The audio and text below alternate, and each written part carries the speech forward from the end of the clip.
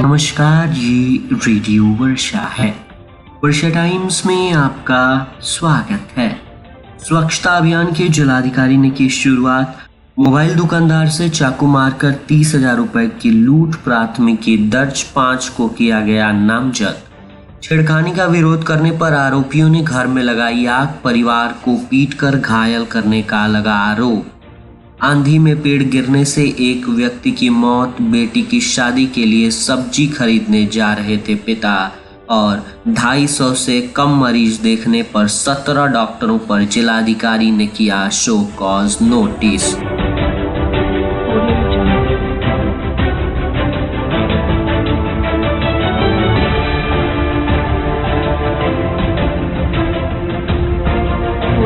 वर्षा times के साथ मैं नवनीत। अब वर्षा टाइम्स विस्तार से। जिला पदाधिकारी प्रशांत कुमार सीएच के निर्देशानुसार उप विकास आयुक्त कुमार निशांत विवेक द्वारा स्वच्छ भारत मिशन ग्रामीण एवं लोहिया स्वच्छ बिहार अभियान के तहत महा स्वच्छता अभियान का भव्य शुभारंभ गोपालगंज स्थित मिंज स्टेडियम से किया। उप विकास आयुक्त द्वारा हरी झंडी दिखाकर स्वच्छता जन जागरूकता रैली का शुभारंभ मिंज स्टेडियम गोपालगंज से किया गया। स्वच्छता जन जागरूकता रैली मिंज स्टेडियम से पोस्ट ऑफिस चौक, अम्बेडकर चौक, घोष मोड़, मौनिया चौक होते हुए समाहरणालय परिसर गोपालगंज में संपन्न हुई। ये विशेष अभियान 18 अप्रैल से 23 अप्रैल तक चलाया जाएगा और इसका समापन 24 अप्रैल को राष्ट्रीय पंचायती राज दिवस पर होगा। स्वच्छता ही सेवा स्वच्छ ग्राम समग्र ग्राम पर आधारित है, जिसमें ग्राम पंचायतों, स्थानीय निकायों, स्वच्छता दूतों और आम जनता की भागीदारी सुनिश्चित की जा रही है। इस अवसर पर जिले के सभी प्रखंडों में साफ सफाई, कचरा प्रबंधन, नाला सफाई, शौचालयों की मरम्मत एवं जागरूकता रैलियों का आयोजन किया जा रहा है। उल्लेखनीय है कि स्वच्छता केवल साफ सफाई का कार्य नहीं है, बल्कि ये जन कल्याण और स्वस्थ जीवन का आधार है। महा स्वच्छता अभियान के माध्यम से केवल स्वच्छता के प्रति जागरूकता बढ़ा नहीं रहे हैं, बल्कि ग्राम स्तर पर सामुदायिक सहभागिता को भी प्रोत्साहित किया जा रहा है। मांझागढ़ संवाददाता सुधीर श्रीवास्तव के अनुसार शनिवार को अंचलाधिकारी मुन्ना कुमार ने मांझागढ़ थाना परिसर में जनता दरबार लगाकर 7 मामलों का निष्पादन किया। बताते चलें कि मांझा अंचल अंतर्गत कबिलासपुर के रामचंद्र महतो बनाम पुकार महतो, असरफी साहब बनाम राम प्रवेश गुप्ता और धर्म परसा के ममता देवी बनाम कन्हैया पांडे, साथ ही सरिया अख्तियार के अनावरुल हक बनाम जलील अहमद, बैकुंठपुर के अच्छे लाल यादव बनाम वीर यादव और फुलवरिया के इस्लाम मियां बनाम मैसद राजा, मोहम्मद राजा पिठौरी, सुभाष प्रसाद बनाम रमन सिंह के बीच जमीनी विवाद चल रहा था, जिसका निष्पादन दोनों पक्षों की सहमति से करा दिया गया है। इस मौके पर अंचल निरीक्षक शशिभूषण सिंह एवं अंचल अधिवक्ता श्यामदेव मांझी और मांझागढ़ थाने की पुलिस मौजूद थी।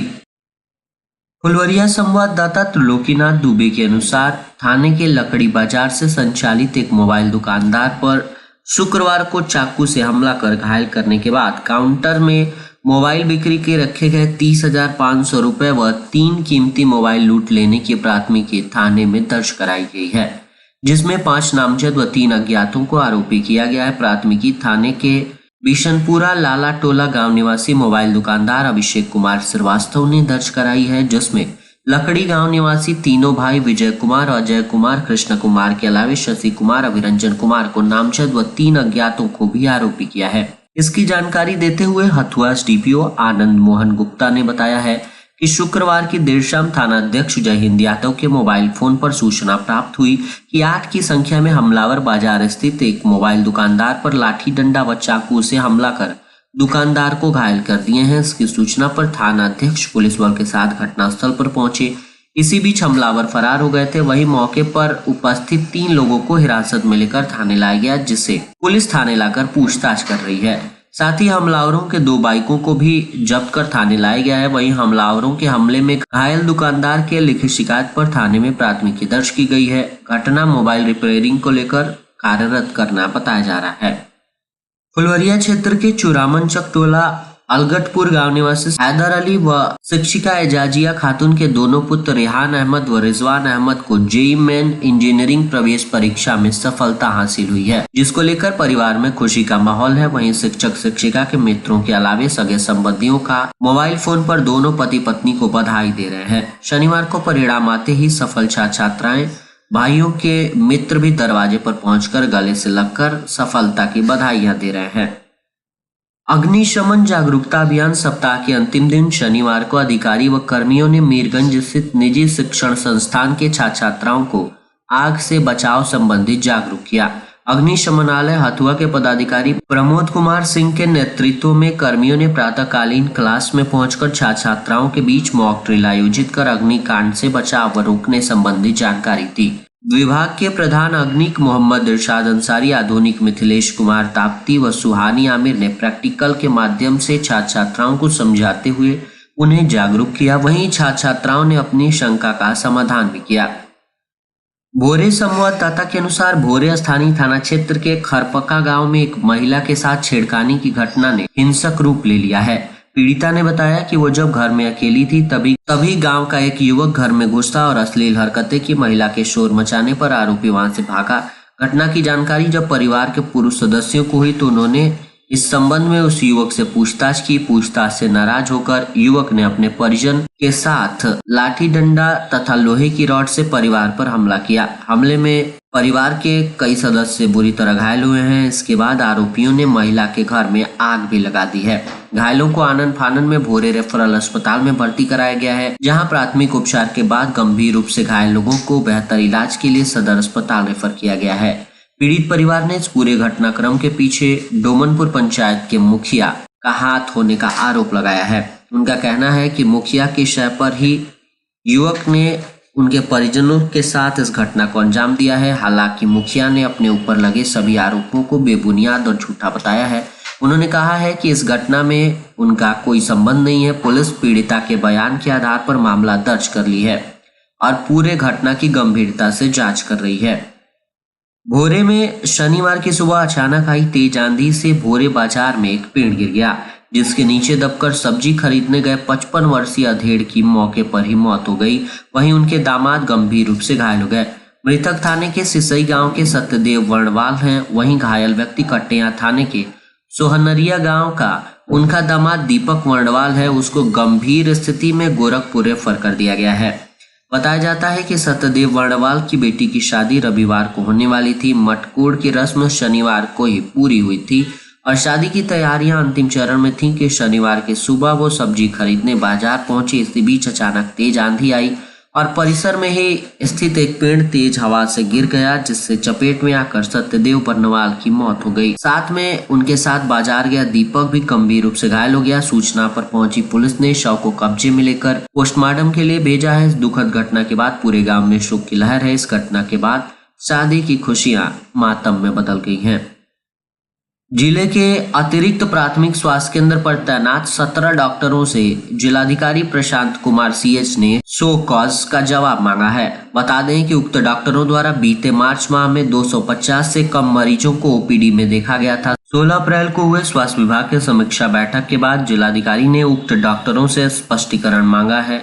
इसमें बरौली प्रखंड अंतर्गत doctor Aftab Alam, APSC Belsan doctor Khurshid Alam, Ladauli Barauli doctor Ravishankar Singh, doctor Abhishek Harshvardhan, Selar Kala doctor Dilip Kumar, doctor Babudin Ansari व डॉक्टर भूपेश कुमार तुरकहा, डॉक्टर इंदिरा कुमारी बथुआ बाजार फुलवरिया प्रखंड, doctor Rachna Shukla Sisai Lamichaur, doctor Manvendra Mishra Rampur Bhore, doctor Rajeev Dayal Jalalpur, doctor Kamlesh Singh Karwati, doctor Manish Kumar Sasa Musa Kuchaikot, doctor Parmanand Chaudhary Koini, doctor Krishna Mishra व डॉक्टर मनोज कुमार गौसिया मांझा से डीएम ने स्पष्टीकरण की मांग की है। इसके साथ ही जिले के फुलवरिया व विजयपुर प्रखंड में 20 से ऊपर हेल्थ एंड वेलनेस सेंटर पर टेली कंसल्टेशन द्वारा लक्ष्य से कम मरीजों को इलाज देने पर उक्त सेंटर पर तैनात सीएचओ व एनएम से सीएस ने स्पष्टीकरण की मांग की है।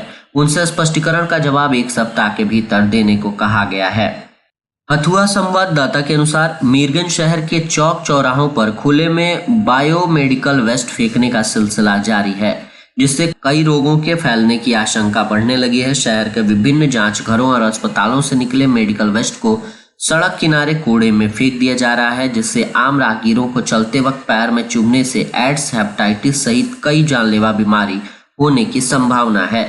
इस पर स्थानीय स्वास्थ्य विभाग चुप्पी साधे हुए है, जबकि सरकारी स्तर पर बायोमेडिकल वेस्ट को ले जाने के लिए बायोमेडिकल वेस्ट वाहन प्रतिदिन शहर में आती है, लेकिन उन्हीं जांच घरों या अस्पतालों से वेस्ट लेती है जिनका निबंध उस विभाग से है। वैसे शहर में करीब 40 जांच घर हैं और करीब 10 निजी अस्पताल भी हैं, लेकिन मात्र अब तक 15 केंद्रों द्वारा ही बायोमेडिकल वेस्ट उठावे के लिए अपना निबंधन करवाया गया है। और अंत में सुर्खियां एक बार फिर। स्वच्छता अभियान की जिलाधिकारी ने की शुरुआत। मोबाइल दुकानदार से चाकू मारकर 30,500 रुपए की लूट की प्राथमिकी दर्ज, 5 को किया गया नामजद। छेड़खानी का विरोध करने पर आरोपियों ने घर में लगाई आग, परिवार को पीटकर घायल करने का आरोप। आंधी में पेड़ गिरने से एक व्यक्ति की मौत। बेटी की शादी के लिए सब्जी खरीदने जा रहे थे पिता और 250 से कम मरीज देखने पर 17 डॉक्टरों पर जिलाधिकारी ने किया शो कॉज। वर्षा टाइम्स का ये अंक यहीं समाप्त हुआ। नमस्कार।